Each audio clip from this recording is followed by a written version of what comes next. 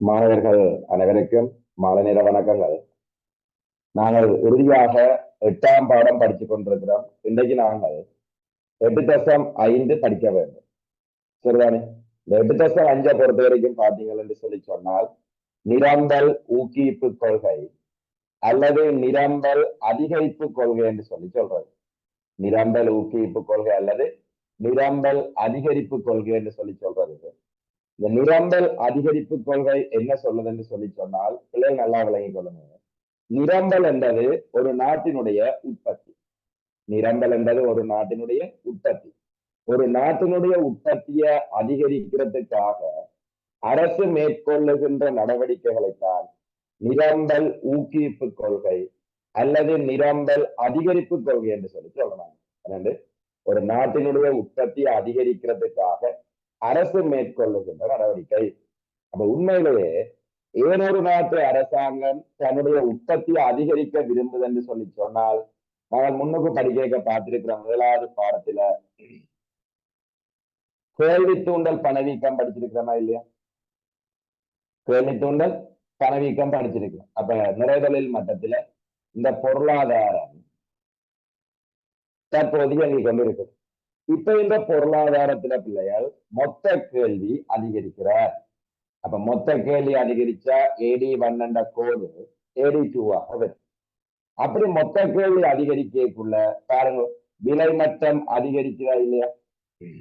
விலைமட்டம் அதிகரிக்குது. அப்ப விளங்கிக்கொள்ளுங்க, கேள்வி தூண்டல் பணவீக்கம் படிக்க பார்த்திருக்கிறான். ஒரு நாட்டுல மொத்த கேள்வி, அதாவது மொத்த நிரம்பல் மாறாம இருக்க மொத்த கேள்வி அதிகரிச்சால் கேள்வி தூண்டல் பணவீக்கம் ஏற்படும் என்று.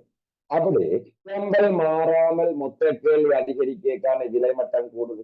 அப்ப பொது விலைமட்ட அதிகரிப்பை கட்டுப்படுத்த வேண்டுமாக இருந்தால் மொத்த கேள்வி அதிகரிக்கின்ற போது அதோட சேர்ந்து நாட்டினுடைய மொத்த நிரம்பலம் என்ன செய்ய வேண்டும்?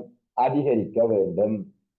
பாருங்க, மொத்த கேள்வி அதிகரிக்க மொத்த நிரம்பலம் அதிகரிச்சு வேண்டா பாருங்க, சமநிலை புள்ளி இங்கே எல்லாம் வர. அப்ப இந்த இடத்துல இந்த பெரிய அளவால் அதிகரிக்க வேண்டிய விலை மட்டம் சிறிய அளவால் அதிகரிக்கிறதா இல்லையா? அப்ப இந்த நிரம்பல் அதிகரிப்பு கொள்கையை அரசு ஏன் பின்பற்றுது என்று சொல்லி சொன்னால், எங்களுக்கு முதலாவது தெரிஞ்சிருக்கணும், ஒரு பொருளாதாரத்துல மொத்த கேள்வி அதிகரித்தால் கேள்வி தூண்டல் பணவீக்கம் ஏற்படும், பொதுவிலை மட்டம் கூடும். அந்த பொதுவிலை மட்டத்தில் ஏற்பட்ட அதிகரிப்பை கட்டுப்படுத்துறதுக்காக மொத்த கேள்வி அதிகரிக்க மொத்த நிரம்பலையும் அதிகரிக்க வேண்டும் என்ற நோக்கத்துக்காகத்தான் அரசு ஒரு நாட்டின் உற்பத்தியை அதிகரிக்கும். அப்ப இந்த நிரம்பல் ஊக்குவிப்பு கொள்கை என்று சொல்லி சொல்றது 5 நடவடிக்கைகளை உள்ளடக்கி இருக்கு. முதலாவது பாத்தீங்கன்னா தனியார் மயமாக்கல்.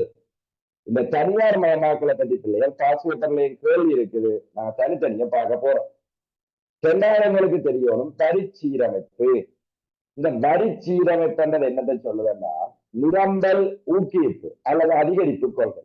ஒரு நாட்டின் உற்பத்தியை அதிகரிக்கிற நோக்கத்தோட அரசாங்கம் வரியில மாற்றத்தை ஏற்படுத்த வேணும், வரியை சீரமைக்க வேணும். அப்ப நிரம்பல் அதிகரிக்கணும் என்றா அரசாங்கம் வரியை என்ன செய்யணும்? குறைக்க வேண்டும். அப்ப வரி சீரமைப்பு என்ன சொல்லுதுன்னா அரசாங்கம் உற்பத்தி மீதான வரிகளையும் முதலீடுகள் மீதான வரிகளையும் குறைக்க வேண்டும் என்று சொல்றதுக்கு தான் பிள்ளைகள் பெயர் வரி சீரமைப்பு.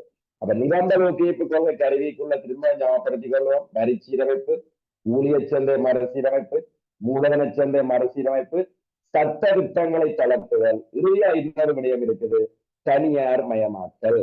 தனியார் மயமாக்கலை பற்றி பிள்ளைகள் நாங்கள் இதுல இன்னும் டீப்பா படிக்க போறோம், தனித்தனி கெடிங் போட்டு படிக்க போறோம். ஆகவே ஒரு ஆள் இந்த நிரம்பல் அதிகரிப்பு கொள்கையை வாசிங்க.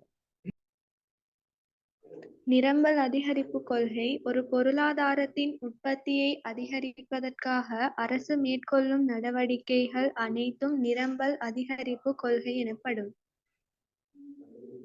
நிரம்பல் அதிகரிப்பு கொள்கை எனப்படும். சரியான தொடர்ச்சி அழகி கொள்ளுங்க பிள்ளைகள். அடுத்த பயில எழுதுறதுக்கான இடம் பெற்றிருக்கா? அதுல தொடர்ச்சி அழகி கொள்ளுங்க. மொத்த நிரம்பல் மாறாத நிலையில் மொத்த நிரம்பல் மாறாத நிலையில் மொத்த கேள்வி மட்டும் அதிகரித்தால்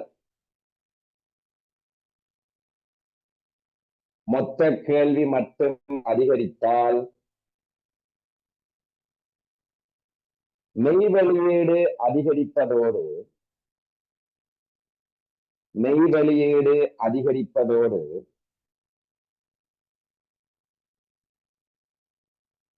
மெய் வெளியீடு அதிகரிப்பதோடு பொதுவிலை மட்டம் அதிகரிக்க பொதுவிலை மட்டம் அதிகரிக்க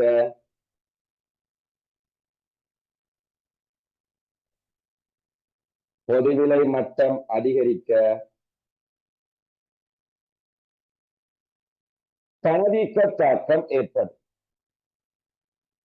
பணவீக்க தாக்கம் ஏற்படும் பணவீக்க தாக்கம் ஏற்படும்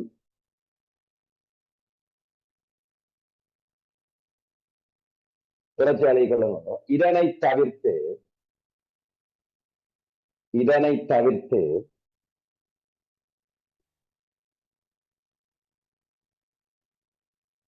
பொருளாதாரத்தில் விலை உறுதியை பேண வேண்டுமாயின் பொருளாதாரத்தில் விலை உறுதியை பேண வேண்டுமாயின்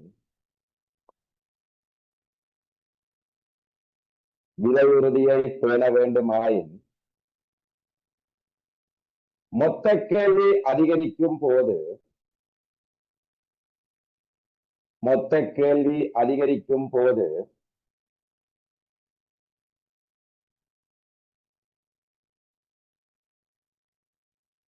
மொத்த கேள்வி அதிகரிக்கும் போது அதனோடு இணைந்த வகையில்